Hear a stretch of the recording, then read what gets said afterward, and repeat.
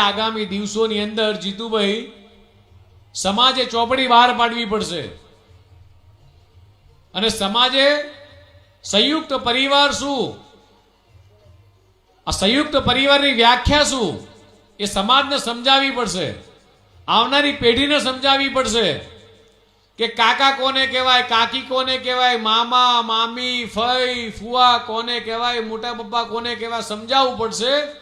એનું કારણ એવું છે જીતુભાઈ કે નેનો ટેકનોલોજીના જમાનાની અંદર પરિવાર પણ નેનો થઈ ગયા છે। નવી બેન દીકરીઓ એમ કે મારે તો એક દીકરો કે એક દીકરી બસ, ત્યાં આપણે અટકી જઈએ છીએ। મારે સમાજ બેઠો છે ત્યારે ખાલી એટલું પૂછવું છે કે દીકરીને 20 વર્ષ પછી પૂછીશું કે તારા ઘેર મામેરું કરવા કોણ આવશે, તું કોની કલાઈએ રાખડી બાંધીશ, દીકરાને પૂછીશું તારે કાકા કોને કહેવાય, કાકી કોને કહેવાય, તો આવનારા 20 વર્ષ પછી કદાચ કોઈને ખબર નહીં હોય।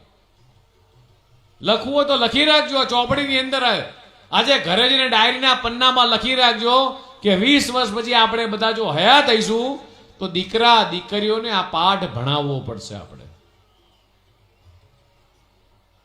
કે ભાઈ બીજના દિવસે બેન કયા ભાઈને પોતાના ઘરે જમવા બોલાવશે ને રાખડી બાંધવાના દિવસે કઈ બેન કયા ભાઈના ઘરે જઈને ઊભી રહેશે।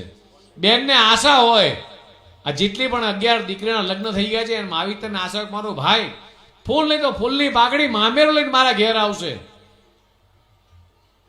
20 વર્ષ પછી આવનારા દિવસોમાં આ બધી જ સમયનો જે રીતે પરિવર્તન આવી રહ્યું છે, સમાજે આ દિશામાં વિચારવાની જરૂર છે। હું શું કહેવા માંગુ છું એ સ્પષ્ટ બધાને સમજાય છે મિત્રો।